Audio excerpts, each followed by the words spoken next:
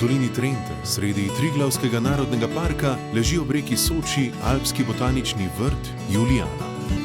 Ta naš najstarejši alpski botanični vrt v naravnem okolju je leta 1926 ustanovil tržaški posestnik Albert Bois de Chêne in ga poimenoval po ženi Juliji.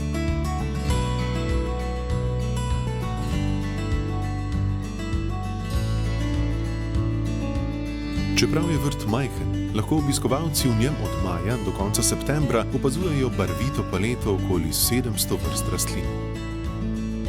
Od planike, kraljice planin, sviščev, dišečih nageljčkov do kraških potonik. Med njimi so mnoge tudi redke, ogrožene in zavarovane.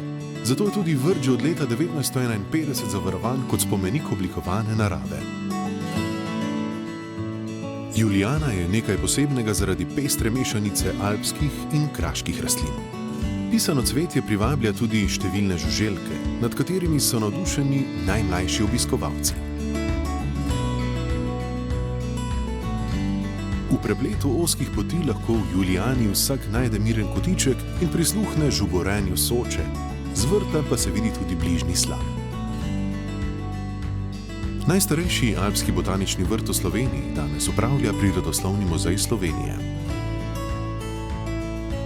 Med sezono v vrtu potekajo vodeni ogledi, družinam pa je namenjena Cojskova pot, poimenovana po navihanem škratu, ki otroke popelje med cvetlicami in jim predstavi tudi simbol vrta – Cojzovo zvončico.